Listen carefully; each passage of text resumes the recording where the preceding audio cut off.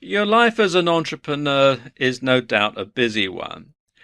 So you need to avoid distractions and conflicts as much as possible so that you can have a good, productive and successful day. And we're going to give you some tips on how you can do that in this video. And the first one is to make realistic goals, to set realistic goals for yourself and for your business.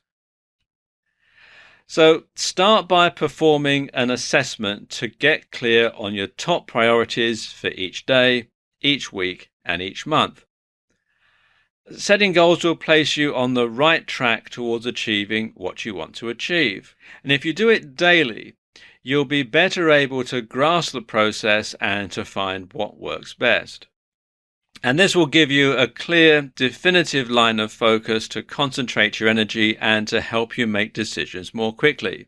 And if an event arises that's not a priority, then you can more easily decide how or whether to focus on it right now.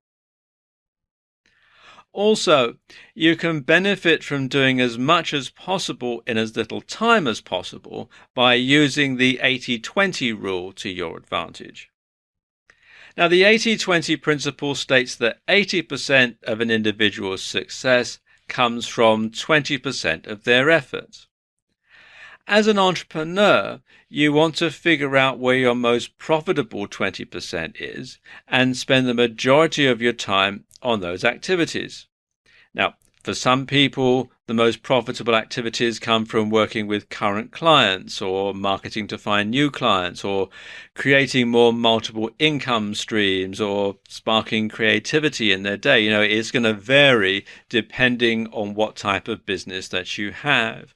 But you should be able to figure out exactly what that is, what your most profitable 20% is. So find out what yours is and then concentrate the majority of your time on that.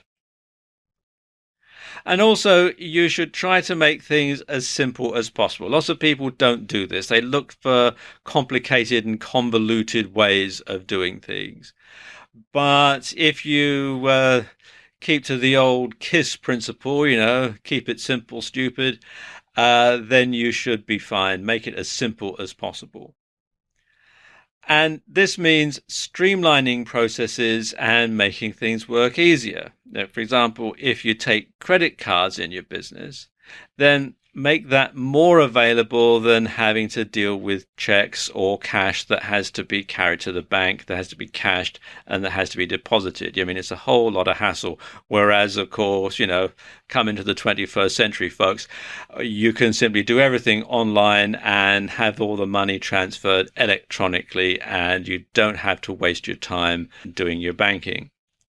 And of course, if there are steps to a process that can be eliminated without causing any harm or without lowering the quality of your product or your service, then you want to do that and watch your productivity swoon.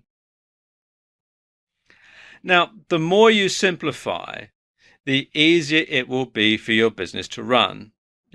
Things and processes run smoother with fewer steps. And when there's fewer steps, you decrease the possibilities of errors because there's less to do, so there's less to go wrong. And simplification is a great tool for finding more time. Something else that you can do is to get other people to help you. Now, when you can leverage the productivity of others, you can get more done in less time. Like the old saying says, many hands make light work. So you can delegate tasks to people or to processes. You can automate processes. You can outsource to people on outsourcing sites and so on. Now, obviously, the amount of delegating, outsourcing or automating is going to depend on how much you can afford and how comfortable you are with not being in complete control. The latter is a problem for some people, but think about it this way. When you look at some of the most successful business people that the world has known, you'll notice that there are certain patterns that develop. And one of them is that they don't try to do everything. Take Richard Branson, for example, one of the world's most successful entrepreneurs. He runs umpteen different businesses. He's got his record label, his airline, all sorts of different businesses. Now, he couldn't devote himself to doing every single task that there is in that business or in his multiple businesses. So, of course, he hires other people to do those jobs for him, and he hires other people who have the skills that he doesn't have.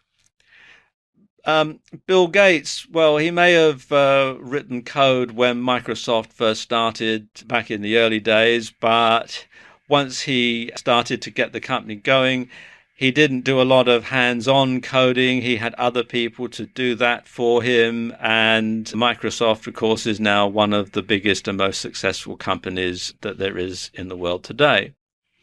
Henry Ford, you can go back that far. Henry Ford came up with a way of mass producing motor cars. And I'm sure he worked it all out ahead of time, but it came to a point where he didn't need to get his hands dirty anymore. He could simply hire a whole army of people to do the tasks for him. He didn't need to actually hand build the cars himself. He had other people who worked for him who did that. And then there's Arianna Huffington. Now, she doesn't write every single article that's in the Huffington Post. She doesn't sell every piece of advertising personally. She has other people who work for her who do that. So the message is clear.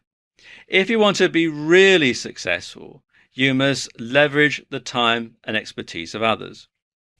And it's the way to move your business up to the next level, and to free more of your own time for other things that you find rewarding, both in a business and a financial sense, and of course in your life as well.